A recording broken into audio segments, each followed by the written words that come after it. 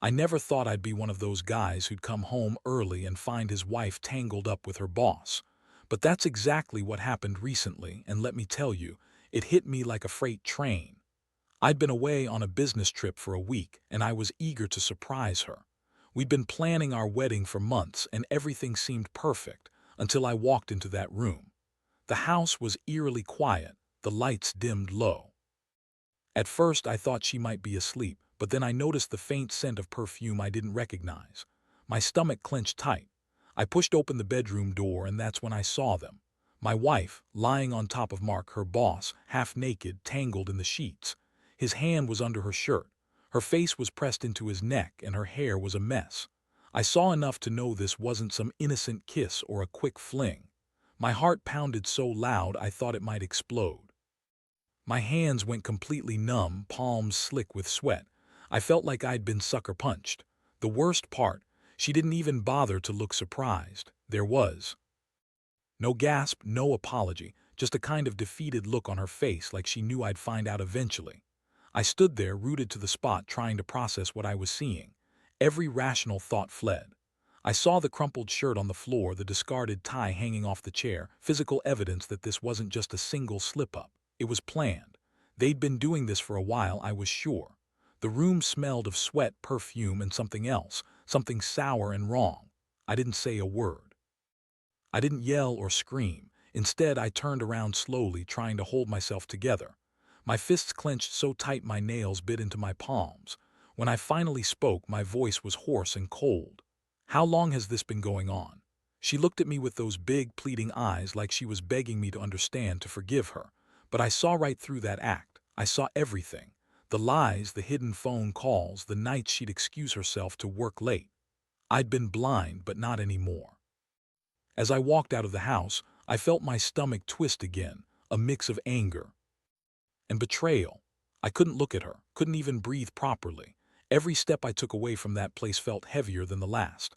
I kept replaying that scene over and over, trying to find some reason, some shred of hope. But deep down, I knew she'd lied about everything, about that business conference, about her whereabouts that night, and maybe long before that. That night I didn't sleep. I just stared at the ceiling, mind racing. Every memory of our time together now felt hollow, fake. She told me she loved me, she'd promised me honesty, but she lied. She cheated right before our wedding. I had no idea if I'd ever trust her again, or if I could even look at her without feeling sick. And that's when the wheels in my head started turning. I knew I couldn't just walk away and pretend none of this happened. No, I needed a plan. A way to make her see the damage she'd done. Not just to me, but to herself. I needed revenge, cold and calculated. That's what I was thinking about in the darkness that night, with my fists clenched and my jaw tight. I had no idea what I was going to do yet, but I knew I wasn't going to let her get away with this. Not without consequences. Not without her knowing exactly how much she'd betrayed me. The trust was shattered, and I was going to make sure she felt every bit of that pain. It was the start of something I hadn't planned, something that would change everything. But I wasn't ready to get into that just yet. I had to get my thoughts straight. First, I needed to gather evidence, see exactly how deep her lies went. Then I'd decide how far I was willing to go. I couldn't shake the feeling that I was standing at the edge of a cliff, staring down into the abyss. And I knew once I took that leap, there was no coming back. The next morning, I woke up with that heavy, gnawing feeling in my gut. I knew I couldn't just leave things as they were. She needed to feel the weight of her actions. But before I did anything, I had to get proof. I needed to see how far her lies stretched, how deep this betrayal ran. First step was obvious. I needed her phone, the one she kept close, the one she always claimed was for business only. I waited until she left for work, then slowly I sneaked into her purse. My palms were clammy and my stomach churned as I rummaged through the clutter: lipstick, receipts, some random junk. And then I saw it, a message thread hidden beneath a pile of old receipts. I hesitated, my fingers trembling. My eyes scanned the screen. There were texts from Mark, flirty, suggestive, sometimes downright explicit. They'd been talking for weeks, maybe longer. The messages weren't just innocent flirtation, they were detailed, intimate. I saw photos, him in a suit, her in a lacy top she'd never wear around me. My blood boiled. The evidence was clear. They'd planned this, maybe even before I left. I clutched the phone like a weapon, feeling a surge of cold fury. My mind raced. How had I missed all these signs? How could she lie so effortlessly? I knew I couldn't confront her without more proof. I needed to see her home after work, see if she'd slip up again, had any other secrets hiding. I also decided to check her emails, her social media accounts. I logged onto her laptop when she was out, found more discarded evidence, screenshots of flirtatious messages, plans for dinner, excuses for late nights. Everything pointed to a carefully crafted cover-up. I sat back, exhausted and numb, staring at the screen. My heart was pounding, my fingers still clutching the phone. I felt a strange mix of betrayal and determination. I'd caught her red-handed, but I needed to be sure. I needed to gather everything, the physical evidence, the messages, the photos. Later that evening, I followed her without her knowing. I parked a few blocks away from her office, watching her come out. She looked different, less confident, more hurried. She didn't glance around, she was nervous, maybe even guilty. I followed her to a small cafe nearby where she met Mark again. My stomach twisted painfully. I saw her lean in, whisper something, and then they both laughed. She reached out, touched his arm, and I saw the way she looked at him, like she was already lost. That's when it hit me. I had everything I needed. The evidence was piling up and I knew what I had to do. I wasn't going to just confront her with anger. That wouldn't work. No, I had a plan. I'd been quiet enough for too long. Now I was ready to strike back, cold and calculated. That night I started putting my plan into motion. I knew I'd have to be careful, subtle. I decided to recruit a lawyer, find out what my legal options were.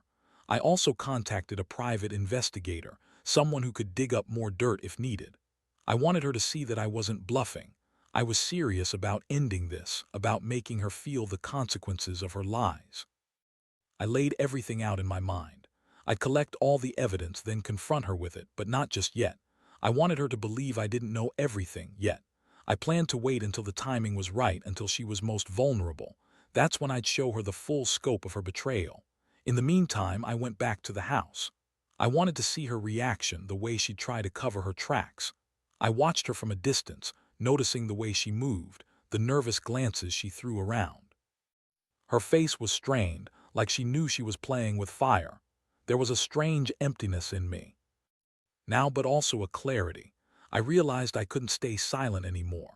This wasn't just about a cheat or a lie. It was about my dignity, my worth. I wasn't going to let her ruin everything we'd built, not without paying a price.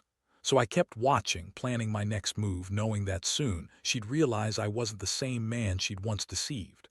I could feel the cold resolve settling in my chest, and I knew there was no turning back now. The game was on, and I was about to make my move.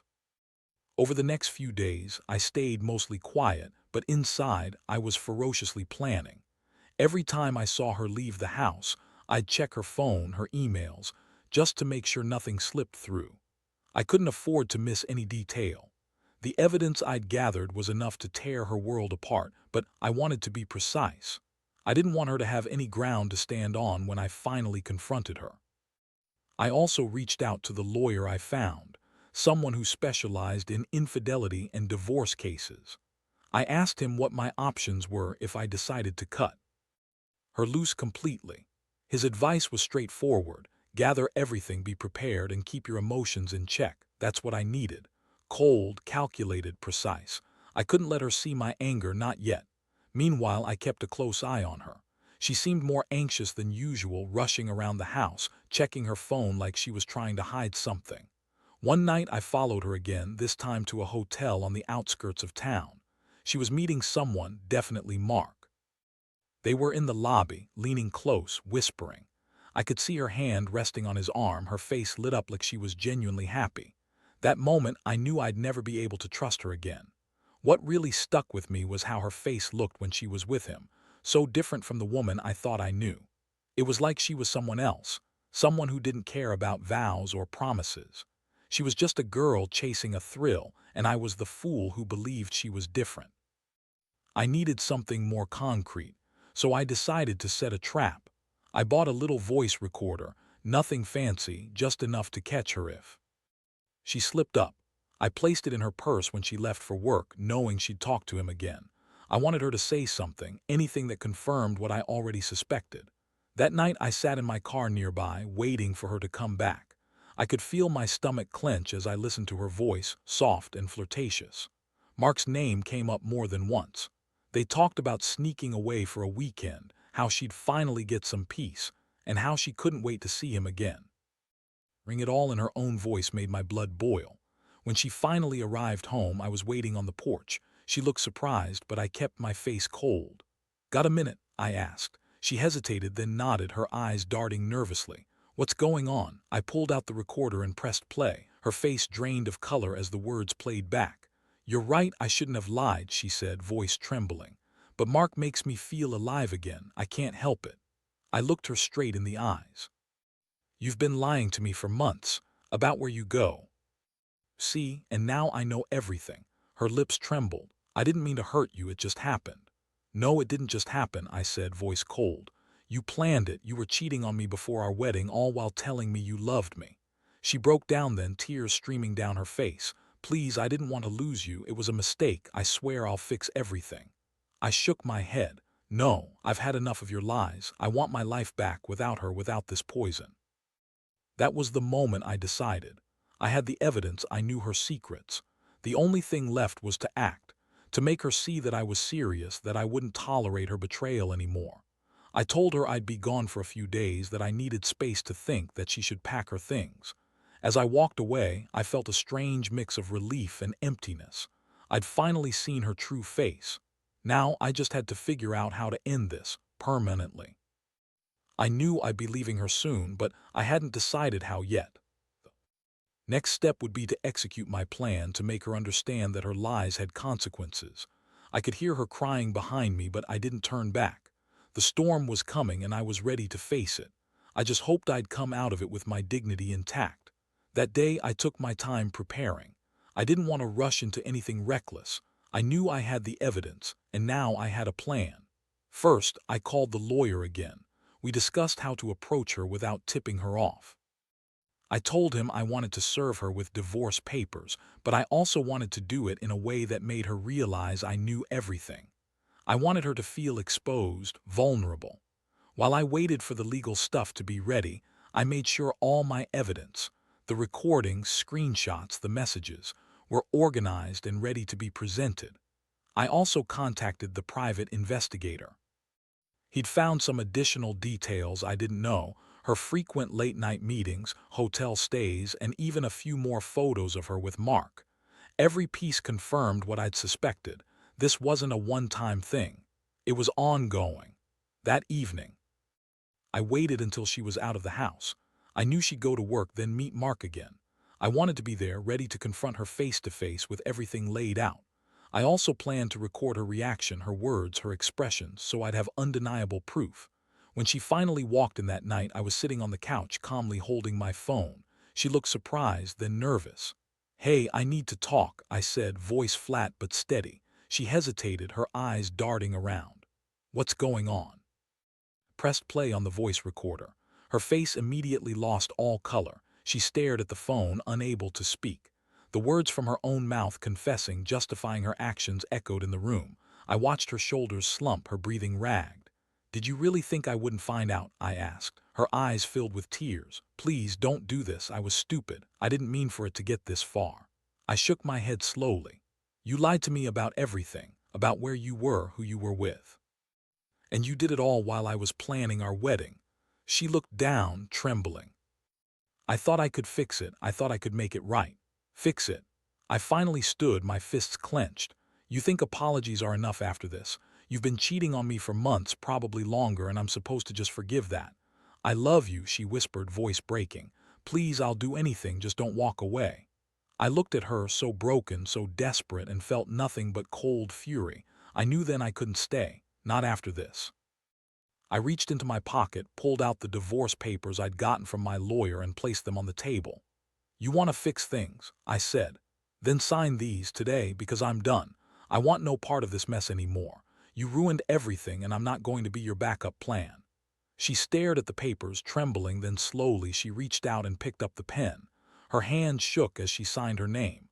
When she finished, she looked up at me, tears streaming down her face. "I hope you're happy," I said quietly. "You threw everything away for a few moments of stupid, reckless pleasure, but you're not getting a second chance." I took the papers, folded them, and handed her a copy. "That's it. This is the end." As I turned to leave, she called out, voice husky and broken, "Please don't go. We can fix this, I swear." I paused, my back to her, and said, "No, you had your chance. You chose him over me. I won't be part of this anymore." That night, I went to a hotel. The adrenaline had worn thin, replaced by a strange emptiness. I felt like I just walked through a nightmare, but I knew it was over. Whatever was left of us was dead. Sitting in the dimly lit room, I finally allowed myself to breathe. For the first time in days, I let the tears come, silent, bitter tears. I thought about everything I'd lost, the trust, the future, the person I thought she was. And I realized I'd been a fool to believe in fairy tales. No more. From that moment, I knew I had to rebuild. Not just my life, but my sense of self. I couldn't change what she'd done, but I could control how I moved forward. The lesson was clear. Trust is fragile, and once broken, it's almost impossible to repair. But I had my dignity, and I was going to hold on to it, no matter how hard the road ahead. Now I'm finally free to start over. No more lies, no more betrayal. Just me, standing tall, ready to rebuild from the ashes. The days that followed were a blur of legal appointments and emotional fallout. I stayed in that hotel, trying to process everything I'd uncovered and done. The divorce papers were signed, and her face haunted me every time I closed my eyes. I kept replaying her voice, her lies, her betrayal. It was like a sickness that wouldn't go away. But I also felt a strange sense of relief, like I'd finally cut the cord and was free. What really struck me was how much lighter I felt after making that final move. It wasn't just about ending things with her. It was about reclaiming my life, my pride. Still, there was an emptiness lingering, a void I didn't quite know how to fill. I knew I'd have to work through it piece by piece. A week later, I went back to our shared house to pick up some things. It was strange walking through rooms that once held memories of us. Laughter, plans, love, now silent, tainted by her lies. I packed some photos, keepsakes, a few clothes, and then left the rest untouched. I couldn't bear to look at anything that reminded me of her. As I was leaving, I noticed her car in the driveway. My stomach sank. She was back, probably to collect her things or maybe to see if I was still there. I hesitated, then decided to confront her face to face. I needed closure, even if it was bitter. I knocked on the door, my heart pounding. When she opened it, her eyes immediately darted to my face, searching for something. There was a flicker of guilt, but mostly regret. "I just want to say one thing," I said calmly. "You ruined us, everything we built. You lied, cheated, and played with my heart. I hope you understand what you've lost." She looked down, speechless. I saw her hands trembling, her face streaked with tears. I wanted to lash out, to scream at her, but I held myself together. "I don't want to see you again," I continued. "So don't come back, don't try. Contact me. I deserve better than this, than your lies and your betrayal." Without waiting for a reply, I turned and walked away. The sound of her crying echoed behind me, but I didn't look back. I felt a strange sense of peace mixed with the sting of heartbreak. Back in my car, I drove away from that house for good, knowing I'd never go back. The ache was still there. Part of me wanted to hope she'd change, that maybe she'd realize what she lost. But deep down, I knew better. Some things can't be fixed. That night, I sat alone in my new apartment, staring at the blank walls. It was the first night I was truly free from her. I realized I'd spent so much time trying to hold on to something that was already gone. Now, I had to learn how to let go, how to rebuild. I thought about what I'd tell anyone else in my position. The truth is, cheating is a betrayal that cuts so deep it leaves scars.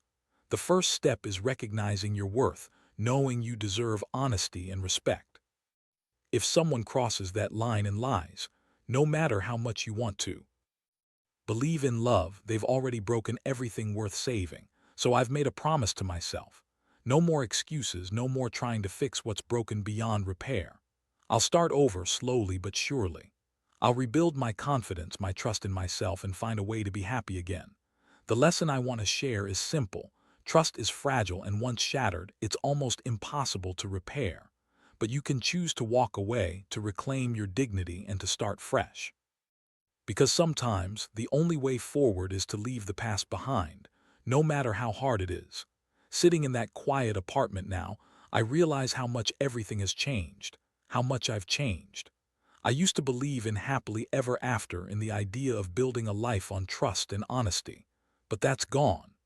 What remains is a sharper, more cautious version of me, someone who's learned the hard way about human nature and betrayal. I never thought I'd be the guy to take revenge, or that I'd have to strip away the illusions I held so close. But in the end, what I did was for myself, proof that I wouldn't be a fool anymore. That my worth isn't dictated by someone who lies and cheats, no matter how convincing their words once seemed. I remember the day I handed over the keys to the house. The moment felt strange, almost like I was shedding a skin I'd outgrown. I felt lighter walking out that door, even if my insides were still raw. I'd spent so long giving her the benefit of the doubt, trying to see the good in her, that I forgot to see the truth. Now I see clearly. She chose her betrayal over everything we shared. She threw away the future for a fleeting thrill. And I've learned that sometimes the only way to heal is to cut out the poison completely. No contact, no second chances, no regrets. Looking back, I think about the advice I'd give to anyone in a similar situation. Trust is fragile, so fragile that once it's broken, it's almost impossible to mend. If someone lies, cheats, or betrays your trust, you have a choice. Accept it and move on, or cling to what's already dead. I chose to walk away. It hurt like hell, but it was the only way to reclaim my dignity. What's left now is just me figuring out how to rebuild a life that's no longer shadowed by betrayal. I've started small, reconnecting with friends, focusing on my career, and finding ways to enjoy simple pleasures again. The pain will fade, but the scars will remind me to be careful with who I trust. To anyone reading this who's in the same boat, I'll say this: never let someone's lies define you. Your worth isn't measured by how much you forgive or how long you stay silent.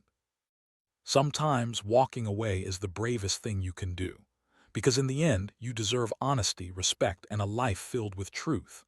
I don't know what lies ahead, but I do know this: taking back control of my life was the best decision I ever made. It wasn't just about revenge. It was about finding my strength again. About learning that once you've been betrayed, the only way to truly heal is to let go of the pain and move forward. And I will. Because no matter how much it hurts, I know now I am enough.